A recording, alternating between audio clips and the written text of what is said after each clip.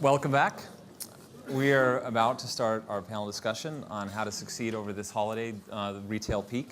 Ian Jindal is the editor-in-chief of Internet Retailing, which I'm sure most of you or all of you know about and read religiously each month when it comes out or go to the website. Ian's very proud that he is the first ever to have created an MSC for Internet Retailing. And I turn it over to you, Ian. Thank you very much. And a slightly intimidating, if not smelly, gathering of retailers. So I'm glad the aircon's working. This year has been quite an interesting year. Number of people surprised to still be here. Lots of people enjoying fantastic time. So in looking forward to Christmas, one of the big questions on our minds is who should we copy from? Who should we steal from? What have we done over the last year to customers? We've trained them to look for discounts, for vouchers, to Google left, right, and center, to take our product from us ever cheaper. It's the equivalent of online stealing now. So in order to win, we're talking about winning, not surviving, we've got three great panelists who are going to give us no flannel, no bullshit, no platitudes. No, the answer to everything is ratings and social media. We're going to look at winning. And by winning, call me old-fashioned, I think someone's going to lose, and lose big time. So what we want to look at is how we're going to take money from most of you guys here in order to feather our nests and move into 2010. So great panel who needs no introduction, but that's not going to stop me. We're looking at people who take £1 in every 8 of our online spend, who've built an API, who could possibly take over the future of retailing. We're looking at a company that sells the majority of the brands we Google for. It's 75% less than you guys are doing it. And we're looking at a company that's reinventing itself and started acquiring bricks and mortar stores. In fact, recently High and Mighty, a store I used to aspire to one day need, but never made it. So guys, no more from me. Let's just go through one at a time, starting here. Tell us who you are, and just describe to me what winning is going to look and feel like for you this Christmas. Okay, well, I'm Steve Robinson. I'm the CEO of M&M Direct. We're a discount online clothing retailer. Traditionally, we started off 20 years ago as a sort of mail order, direct mail, but at least 3/4 of our sales now come through the internet. I calculated the other day that one in every £2,500 is spent at M&M Direct, having worked at Tesco. So we've got quite a way to go. I think the key for me around Christmas this year is remembering who you are, what makes you strong, why you've got to where you've got to, and actually not copying anyone else. So, I keep having a debate internally with my team because they're always trying to make us look like ASOS. And we're not ASOS. We've got a different customer on a different shopping mission, and we've just gone back and sort of redefined our brand. We've sort of produced a brand book to communicate across the business, because I think the people who will win in the next couple of years are the people who are sort of true to themselves and to their customer. And if you start to do things like making your website too fancy, which for us would probably be the wrong thing because we're mainly around price and brands, then we will lose out. So I think it's about being true to yourself. But you can be true to yourself and die in poverty. Why is being true to yourself winning rather than just being true and sad and lonely? Just give me the flavour of that. Yeah, well, our key point of business, a key point of difference is, we sell brands that people love at discounts, but we don't scrimp on customer service. So our back office function has always been and has been a strong point of difference. We've got the highest level of advocacy that I've ever seen in a brand. So we last year interviewed 6,000 people and said, would you recommend M&M Direct? And 22 said no.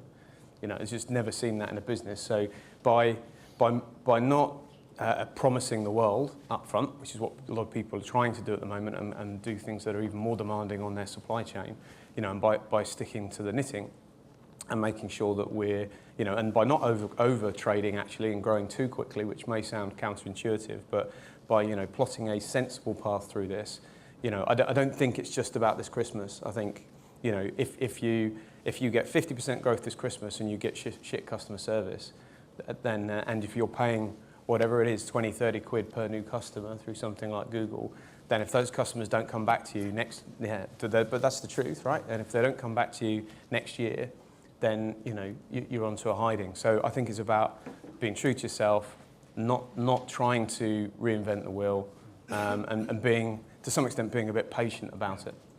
You just mentioned the G word, Google. Now, when I look at your site and I see all the brands you stock, if you Google any of those brands, so I'm using it as a Hoover verb then, if you search for any of those brands on Google, then you'll get 30,000 people offering to sell it cheaper, quicker, faster. How, via an impoverished secondary interface like a search engine, can you get over that uniqueness, that true to yourself, in 15 characters, less than a text message? How do you get that over to a new customer? Yeah, it's not easy. Exactly right. And you know, we're competing against, there's a lot of smaller sort of copycat sort of players out there who you know, have bid things up in the past 12, 24 months. You know, in a Google conference, I'll say this in a sort of guarded way, but you know, you can't just rely on that is the answer. You have to have a blend of customer acquisitions strategies. You know, by far our biggest acquisition strategy is word of mouth, and we don't incentivize it. If we did, it would cost me a fortune, actually. And you know, and the second part of that is we're a privately owned business. And the owners are have been obsessed around marketing strategies, non-word of mouth. And there's about half of our acquisition that comes through sources that we've got no idea where it's come from. Now, my guess is they're getting the catalogue off their friend, and they're typing M&M Direct into the browser bar. And of course, it's quite difficult to measure that. And I think most people in the room will find that there's a source of customer like that. And the owners are saying, you know, you need to find out where these people are coming from. And all of the customer research we've done it's just word of mouth. So, you know, it's not about getting obsessive about some of these things, but, you know, relying on the fact that you know, it's happening and it just needs to continue to happen. Great, thanks. Hi, well, I'm Nick Lansley. I'm head of R&D at Tesco.com. I'm going to talk in kind of the context of grocery, really, because that's the big thing that we do at Tesco.com. And the way that we're going to win this Christmas is to stop boring customers, because customers get bored shitless by ordering groceries at Tesco.com. And I know that Sainsbury's and Asda and Co are all out there as well, and you bore them as well. The trouble with grocery is that it's just not very exciting, is it? Because you're ordering not one or two items, not a CD or a book that you really want. You're ordering 40, 50, 60 different items, and they're baked beans. I mean, who can get excited about baked beans? And the other trouble is you're having to order these things every week or every 2 weeks because you have to eat, not when you want to. This is a huge non-aspirational area. It's a very weirdo thing, grocery, actually. And all of us in grocery e-commerce are boring customers. So my job, actually, is to stop boring them and to try and make grocery more exciting. The good news for Tesco.com at the moment is we own 55% of the grocery market online, so good for us. But that grocery market is just 3% of what's possible. That's just 3% of households actually shop online for groceries in the UK at all. So there's all to play for. The person who stops boring customers with groceries is the person who will make a killing. But the good news is that all of us and all our competitors can do the same thing as well. So my job is to try and make grocery exciting, to make you think that baked beans are a really fabulous thing to buy.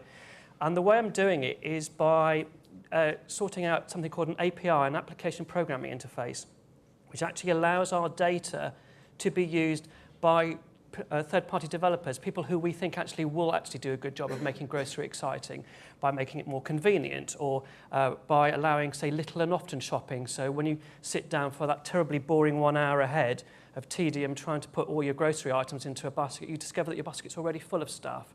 So the idea of the sort of projects that I'm running is to try and make this sort of grocery shopping basically effortless. And it's utopian, quite frankly, at the moment, because grocery home shopping of any sort is an effort. So to get back a bit from utopia, the idea of doing a little and often shopping, As soon as you think of something, you can add it to your basket. You can scan something. You can say the word carrots into your microphone. You could Google some word and it gets put into your Tesco basket because it's just there standing by because there's a gadget or a widget.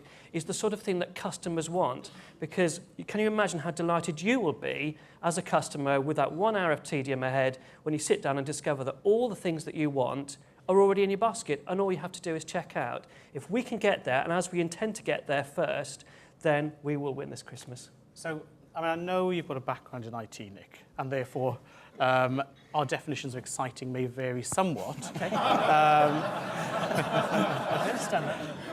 And you promised not to mention my baked bean fetish, but Yes.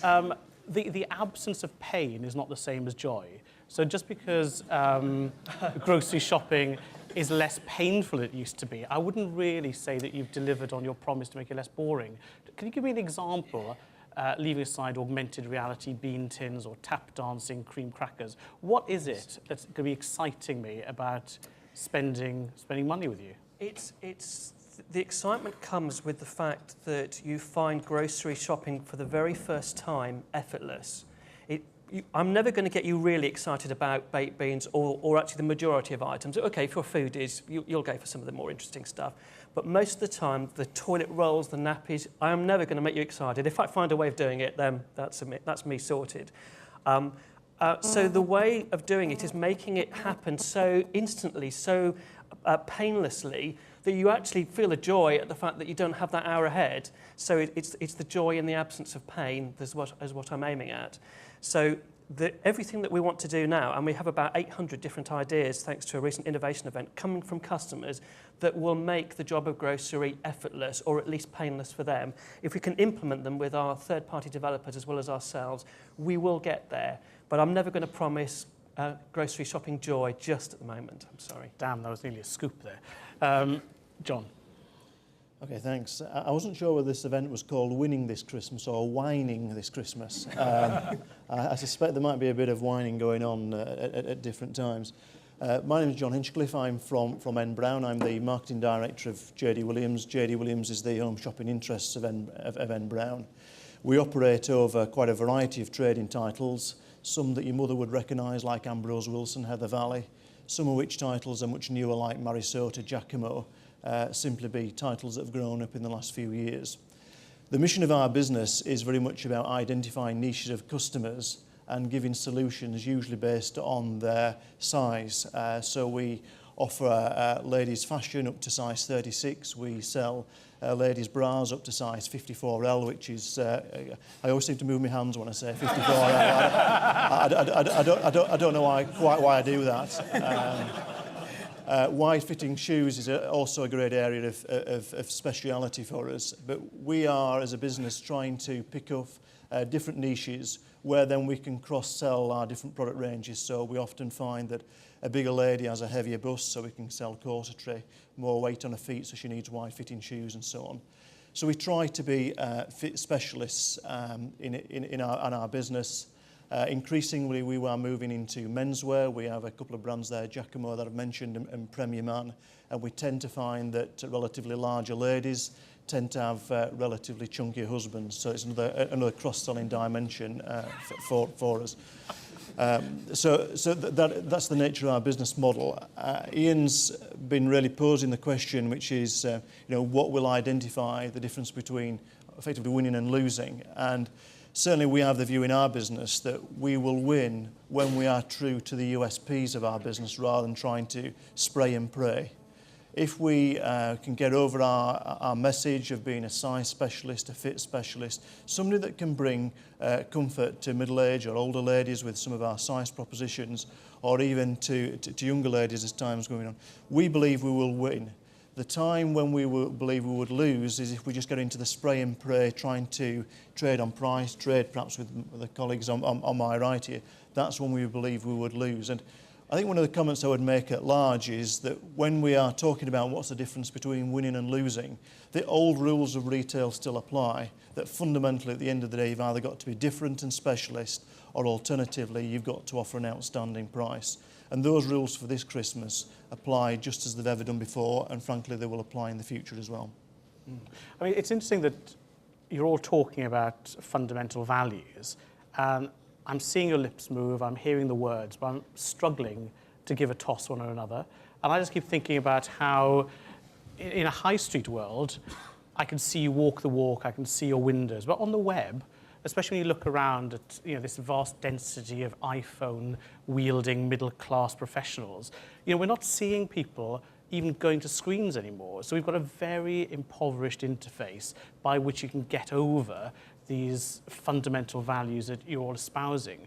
So can I just ask you, for the last year, in marketing terms, what has been the real moment where you thought this piece of communication, this approach, this mechanism has really brought me forward in connecting with my customers? This is what internet retailing is about. Have you had one of those moments? Yeah, one of the things we've done quite a bit of work on in the last year is presenting videos on our websites of stylists demonstrating what clothes suit women of different shapes and sizes. And we've taken relatively unknown stylists and effectively almost turned them into style gurus as to how to dress against a pear shape, a lemon shape, an Easter egg shape, or whatever it's been. And the circumstance that we've had is that we've had real votes and emails of thanks from our customers, thanking us in terms of helping them to get things that give them the look and the confidence that they want. So the engagement that we've been able to achieve through effectively almost helping on a style guide perspective in the last year has given us a real step forward compared to where we used to be, which was effectively just showing a flat catalogue image or a flat image on the internet. So that the engagement out of that and the response we've had out of that has been superb. For me, I think we've had more of a problem in our company. As a representative of IT, the business has been, and because the customers have been asking the business has been asking us in IT to deliver all kinds of new features for customers. And we've spent the last 3 years saying no to the business, which is not a very good way of behaving. The reason for it is that we've had a very static platform on which to operate our service. And thank goodness we are about to move away from that. In fact, part of the big business benefit of the new systems that we've been putting in is so that we can actually start saying yes to the business, so they can actually start saying yes to the customer. So for us, we've had the more fundamental challenges of running an IT system in what is not supposed to be an IT company. We're a company that sells food to customers over the internet, but we've had this kind of ground of IT that we've had to we built up a big system and we haven't been able to find it as flexible as before. So what we've been working on is sorting all that out so that the business team, the marketing teams can actually design new features for customers on the line. The things that customers have been asking for without us telling them to go away because we can't do it or that we can't deliver it for about 9 months when whatever it is will have gone out anyway. But give us maybe the top 1 or 2 items that are on your marketing colleagues list that customers really want. I'm looking for that difference that has sort of shocked you, that the demand is there or that the behaviour is different. For us, really, it's about one of the big fundamental challenges is searching for the products you actually want.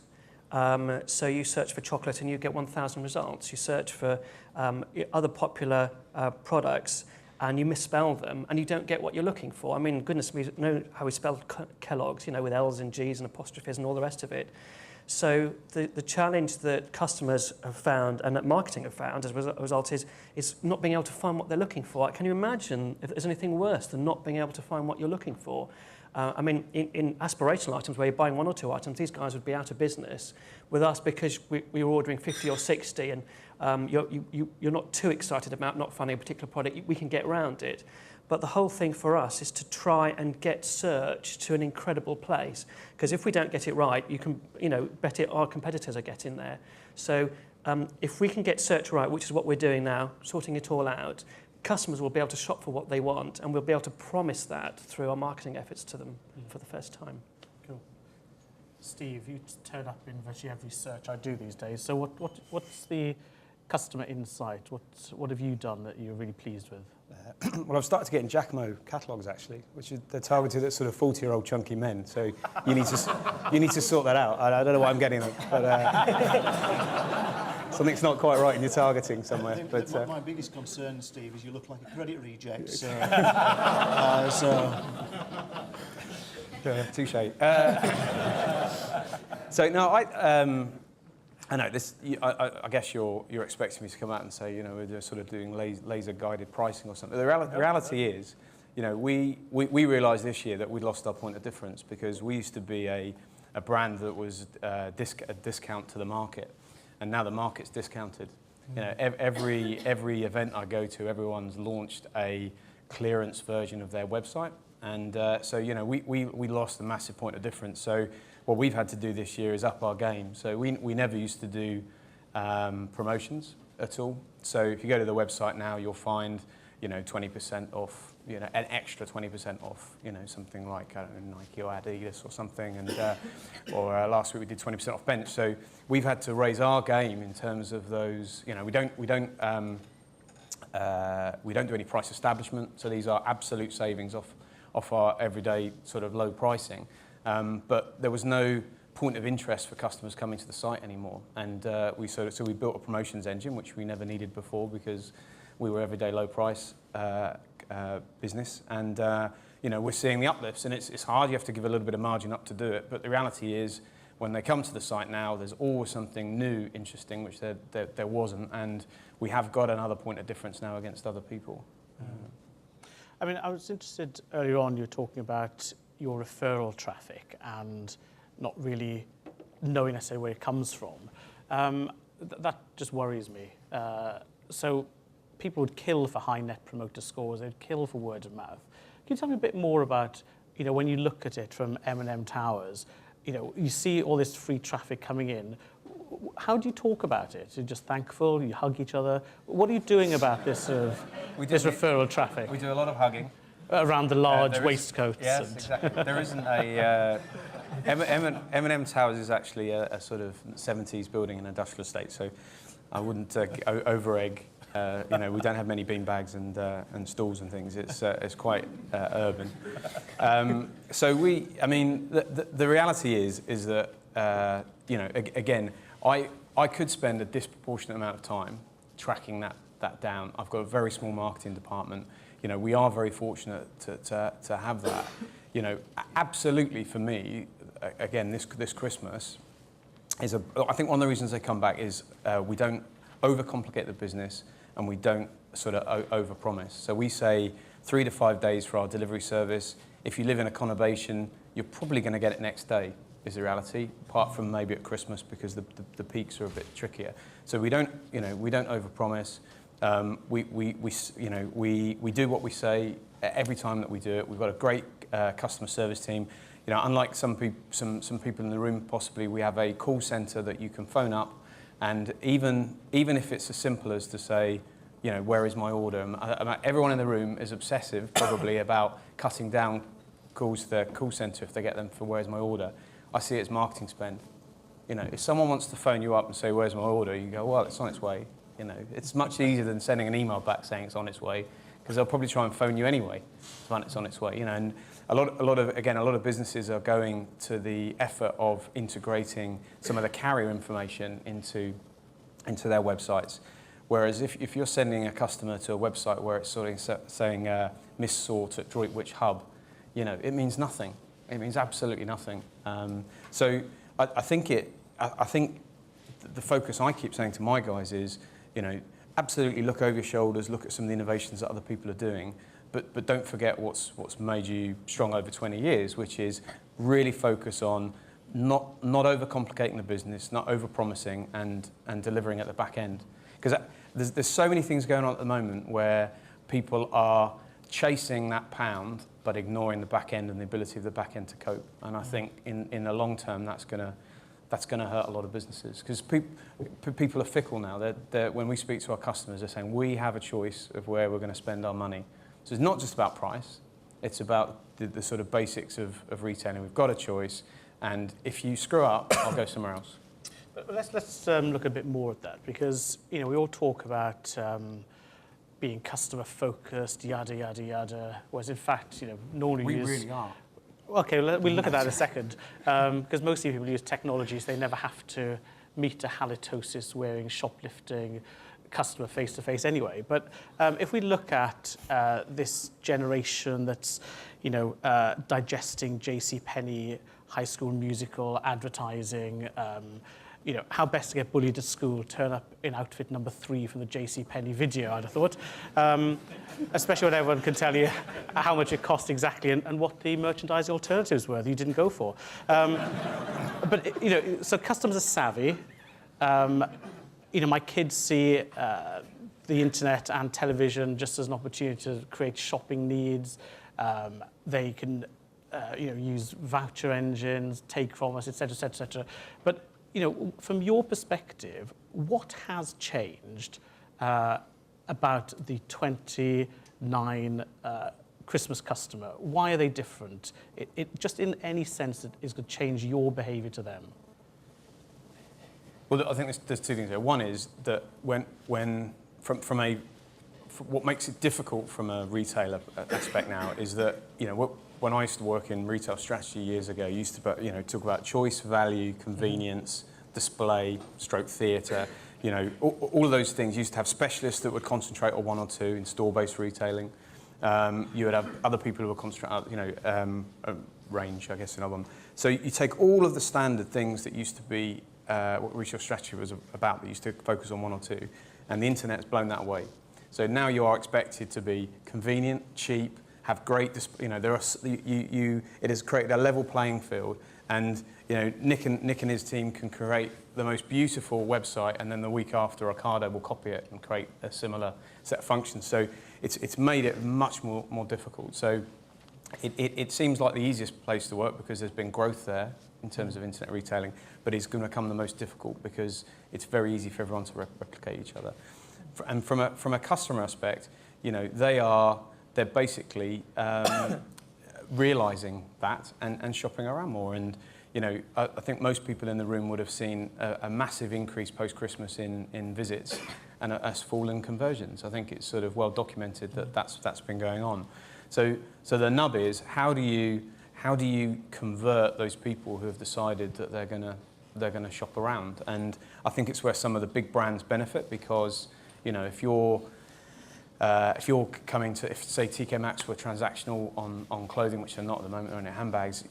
If you were going to TK Maxx and you were going to M&M Direct, you'd recognise the TK Maxx brand, and I hope they're not in the room, assuming they don't lose your data, and you would trust them, and you'd go to them over in M&M Direct. So for me, I've got a bit of a rush on to try and get the M&M Direct brand out as much as possible, and capitalise on that advocacy that I talked about. But you're right.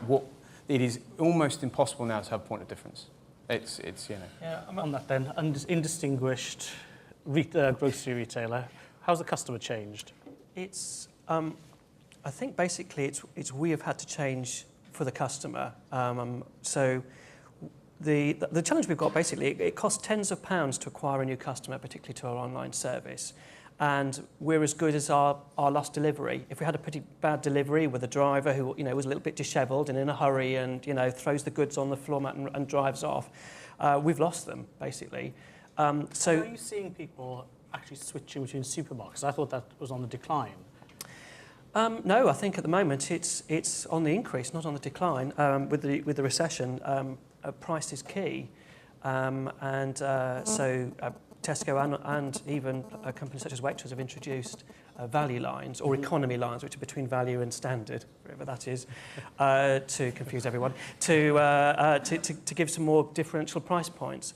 But for us, the customers, if they have a good experience, or even indeed, as long as they don't have a shit experience, at the door, they will stay with us. So it's cost us a lot of money to acquire these customers. So if we can actually damn well look after them, give them good experience at the door, then we've got them. It's back to this effortless shopping. It's all a bit scary ordering groceries, and 50, bags of stuff just arrive on your doormat. And you're having to try and do stuff with it. So what we're trying to do is make that first, and the first, second, third experience for them much easier, much simpler, so they feel good. But that sounds more like you were realising what customers always wanted. I mean, are you saying that there's... Customers don't change. Are you saying that customers don't change? No, customers don't change when it comes to food. We all need to eat. We don't all need to buy clothes, so there may need to be, well, all right, some basic clothes, but so there is better clothes, shall we say? So there is more to the concept of marketing there. With food, is if we give a customer, actually, if we give anything than a good experience at the door, they won't like us anymore because it was all a bit of much of a hassle. It was a bit fraught. They didn't get what they wanted. Never mind that the prices may not have been good. So we focus on the price. We focus on the doorstep. We put so much effort into that doorstep thing because we lose the most customers actually is if unfortunately a vehicle breaks down and we don't deliver at all. So when it comes to your grocery shopping, most people, are waiting for this stuff to arrive, and some of them will not be eating that evening, or they'll have to rush out. Some people rely on. I've actually picked. We'll go into stores around Christmas time. I've picked people's Christmas Day meals, and I've been panicking because I can't find the cranberry sauce because we'll bloody wreck their Christmas Day if we don't find everything they want for them. And it's that little, that's where the detail is. If we can get that detail right and give them a good Christmas and make sure that we deliver all the stuff they want all the time, it's great. So we've got everything to lose once we've got that customer. But once we've lost them, we probably don't even bother to try and get them back for 9 months to a year. Let the bitterness pass. That's amazing. That's amazing. But let it go. Can I just add to that? I mean, there's a lot of talk at the moment about using GPS sort of devices to show, for example, to show where the van is, on the route. And, a lot of effort goes into businesses about some of these advances. But when it's sat at the same spot flashing, there's a picture of it broken down. The reality is, there should be as much effort going into the van maintenance as there is, the technology. Because it's the van, it's not showing where the van is that's going to mean the customer's going to come back. That's why we lose the most customers if we don't deliver at all. If we have to ring up and say, sorry, we cannot deliver your order today. Some of the customers, I've had recordings, I've heard, are absolutely apoplectic with rage because they wanted it. So I think the answer here is, I know it sounds funny, but be that person who stayed in all evening. You haven't gone out because you thought you'd be delivered between 6 and 8 or something, and it hasn't arrived, and it hasn't arrived. You're getting more and more angry. You're ringing up customer service. They're telling you where the van is, and so on until it reaches about 11 o'clock at night when you just give up. How angry are you at that point? A lot of customers ring up. If they tell us that they're never going to shop with us again, you can bet they're also telling their friends they'll never shop with us again. They'll tell their colleagues at work what a shite experience they had. They are absolutely furious because they expect, and of course Tesco is a trusted brand, so we start from a point of view as you just expect it to work. And if it fails, and thank goodness it's only, I won't give the precise figure because it's a little bit confidential, but it's around the 99. No, I'm joking. It's around, we have a success rate of about, I think it's 99.7% deliveries. Yeah, so we're delivering about 60,000 orders a day. Now, it doesn't take so many people to do the maths to work out that 59,000 whatever of those people had a great experience, but that today we will fail to deliver to 200 people, out of that 60,000 people. And tonight they'll be furious with us. They will a quarter of them we find will never shop with us again. They're telling us, and tomorrow morning you will be hearing from them as colleagues, as friends, as family. Well, what a terrible company Tesco is. And that is where we put all our effort to make that never happen. We'll never hit 100%. But we are now losing, we're delivering 60,000 orders a day, good for us, and only 200 customers are going to be upset today, but that's 200 times multiples of people who will hear the bad news from them. Well, I think the real insight there is that the anger quotient for Tesco is about 9 months. So maybe we should start an index for supermarkets about just how long vitriolic hatred lasts. So we've got 9 months as a benchmark. John, how have your customers changed other than growing in many dimensions? Thank you for growing in the dimensions. Growing as people, I should say. Growing as people. One of the things that we're seeing this autumn in our business is that we are seeing that our ability to sell clearance merchandise, sale merchandise is incredibly strong. People are very keen on the 50% off clearance stuff. And we are seeing that potentially that is robbing some of our sort of mid-ground product sales. Equally, we are seeing tremendously good sales on some of our occasion wear type product, which perhaps goes back to our sort of size and fit USP stuff. So the reality is we're seeing this autumn a situation of the cheap clearance is going well, the top end is going well, the stuff down the middle is perhaps more difficult. We're unclear as to whether that's a 2009 trend, a trend of the circumstance that we're in this year. We're unclear whether it's a change in terms of some of our merchandising policy, in terms of how we've offered some of our clearance stuff. And we're unclear in terms of whether that will be the trend for next year and the year after and the year after that. My colleagues here described points that as if differentiation is eroding over time. There's a little bit, I think, that Steve touched on. Certainly, I'm not sure I would agree with Steve on that. It's certainly, we are trying to and believe that there's a lot of mileage in being as differentiated as possible over time, which makes us very obsessive about the USPs in our business. So one of the things that we're trying to do is to protect ourselves for the future by being effectively hiding behind our USPs around the size and the fits and all the things I've mentioned, to try and insulate ourselves against the pressures that inevitably all of us as retail face, not only just this year but in the years ahead as well. Great. We have a few minutes left, and I think we'll also have time to take a question or two. So if you want to think about your questions, if you could keep them to more or less tweet length, then we'll probably get through more than one or two. But we were talking about winning. Let's just think about losing. So as you trample either competitors or broken business models into the ground as your onward USP progress continues, what do you think is the dead meat that you're going to leave behind in 2009? I'm not expecting to name any competitors by name, but business models, things you tried and you're glad to have dumped, mistakes you'd like to bury, and the cameras are not rolling for this bit. What's going to lose? What's been and gone? Done and dusted. What's the web 2 of 2009 that you're leaving behind? Let's start with you, John. I think the retailers then that will struggle will be those retailers that cannot answer the question, our competitive advantage is, wherever that would be. So relatively generalist, mainstream, mid-market is going to struggle. The old sort of Michael Porter type business rules of either differentiate or alternatively be the very best on price. Those rules are going to be there and stronger than ever before. And we are seeing, if you take last year and this year, those concepts, those retailers where their competitive advantage or their USPs or their scale is weaker, those are the people that are going to the wall the quickest. And I suspect that will continue to happen for a short while. For us, it's Go on, say Ocado, go on. It's fine. We generally do have an awful lot of respect for our competitors. So, a lot of them have bounced back from bad times a few years ago for Tesco as a company and previously. So it's nice to have something to push at, quite frankly. I'm being quite honest there. For us, there's nothing that we'd want to get rid of particularly. It's not us that necessarily has made grocery boring, us as a e-commerce grocery industry. It's because people can't get excited about it in the first place. But we've, and Steve would, he would clarify this as well, we've never had the budget to make seriously big mistakes. We didn't build the big warehouses in the late 90s that American and some UK retailers were doing, and not doing the calculations. So suddenly they discover they have to have a 200 radius mileage of customers in order to actually make the thing profitable.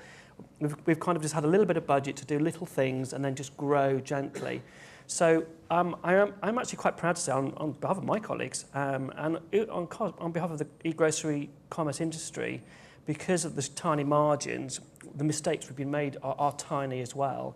And we are, I think, all going in the right direction. If we can get it unboring, the UK grocery customer will have a fantastic line time in general online. Because the insight there is keep e-commerce budgets small. Yes. I'll do a sort of narrow one that's relevant to us and a wider one. So the narrow one is, I generally, and there might be some guys in the room, the sort of private sale websites, for me are sort of counterintuitive from a customer perspective. I'm going to offer you a limited amount of things. There's a bit of excitement and theatre around being it, but I'll offer you a limited amount of things. Most of them are done on a consignment basis, so you have to wait sort of 4 to 6 to 8 weeks for the stock. They worked very well in France, where there was legislation that said you can only be on sale twice a year, unless Von Privé is the biggest, and it's a fantastic success in France. I think in this country, the UK consumer, just doesn't like them. So for me, I think that those models may have to evolve to grow. I think the wider one, which is my biggest bugbear, is we are obsessive in this country from an e-commerce thing around sort of reserve and collect. And because that's so successful, Argos, as we saw, 70% of the sales, Whereas the reality is that most people probably want to pay and collect. So, you know, why you make them queue up in a store to pay when you've got them online, you know, just it's sort of, and absolutely some people may want to go and look at the product before they buy it, but give them the choice. You know, they can either pay when they're reserving or, you know, and I don't know why we're so obsessed with the sort of reserve and collect rather than pay and collect. Great. Well, look, thanks, guys, for your openness and good humour in taking the questions so far. Let's see if we can push your tolerance over the edge with any succinct questions. Unless someone else asks me a question, I'm going to have to let Martin ask a question. Go, Martin. I'm not very good at tweeting, so it's probably going to be a lengthy one. There seems to be two trains of thoughts at the moment with regards to Christmas, whether it's going to be price-driven or whether consumers are actually going to be trading up and buying less. Irrespective of that, there's going to be a move, I think, towards adding value, and I just wondered whether the three panellists could tell us if they're doing anything specific online to add value to the consumer proposition. Bang on, Martin, before we give it to them, what does add value mean? That's like one of those model apple pie ters. Give me an example of added value that you've seen. Added value could be, as Steve mentioned earlier, it could be giving a discount on a second purchase. It could be creating a multi-channel proposition, maybe where somebody buys something online but also has a discount in store. It could be some kind of online loyalty proposition. All right, stop. Guys, can you come up with something a bit more interesting than that? Kind of walked head first into that one. What does added value mean that isn't going to bore customers stupid with yet more promotional huff?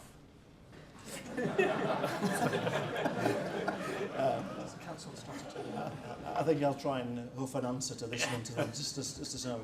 One of the things in our business is that effectively about 2/3 of our business is a catalogue business, about 1/3 of it is an online business. Actually, one of the best ways for us to, I don't know if this is added value or not in terms of the answer, but is actually to move people from our catalogue business to online. And the reason why I say that is because the average order values that we earn online are about 25% bigger than what we can get on the telephone. So the reality is the more we can do to get people online rather than on the phone, we enjoy the extra average order value, as I've said, and we get the extra average order value for 2 or 3 reasons. First of all is that if we have an out of stock on the phone, somebody can effectively find a replacement for it themselves online. They can find another white blouse. Secondly, we have simply just more assortment on any of our websites than we have in any of our catalogues, so somebody's choosing from a much broader range. So the reality there is just the whole movement of getting people through to online effectively adds value in terms of what's there.